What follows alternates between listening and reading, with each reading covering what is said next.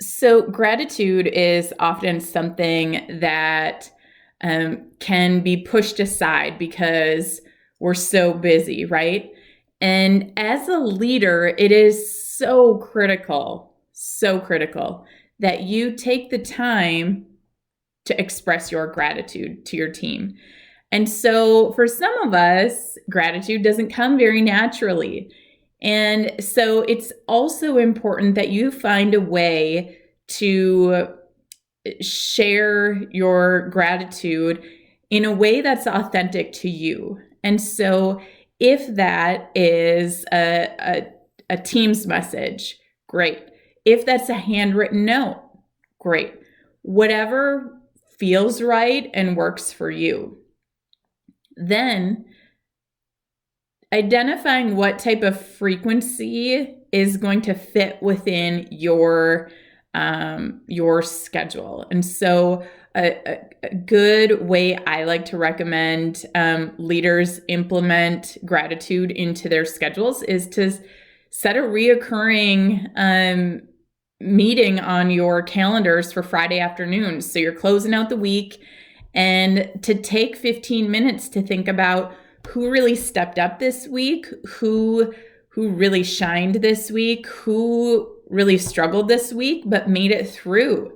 Sometimes it's in those situations where we're struggling that we need that extra boost from a leader the most. So I'll extend some gratitude today. And I think this topic really came up because of the recent storms that hit West Central Minnesota. Many of us were without electricity and running water, and it made for a challenging few hours, days, and even longer for some families. And so what I recall seeing on social media was a lot of complaining from people about, oh my gosh, I don't have water, I don't have electricity yet, oh, this is so frustrating, which is very true. However, what I was happy to see once they had running water again and had electricity again was this gratitude, this thank you, so much to all of the utility workers who worked, really long days, who didn't get to have a weekend with their families because they were committed to their jobs to get all of us up and running again. So I think the person that stands out the most in my career that I am so grateful for and just so thankful that he gave me this opportunity. So early on in my career, I decided I wanted to get into marketing, and I had no experience, no education in marketing, and I applied for a marketing job. I had a degree in graphic design and 2 years of experience in graphic design. Went to this interview and thought it went well. Went to a second interview, thought that went well, and I got the job.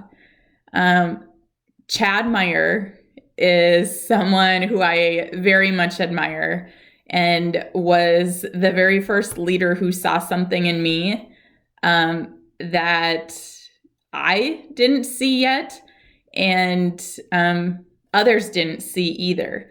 But he saw potential in me and gave me a shot. And I stayed with the company at that time for 6 years, which in my career, that's the longest I've stayed with a company. And because I was so grateful for him and the opportunity, I was also so loyal to him and the company and was willing to go above and beyond because I was just so thankful.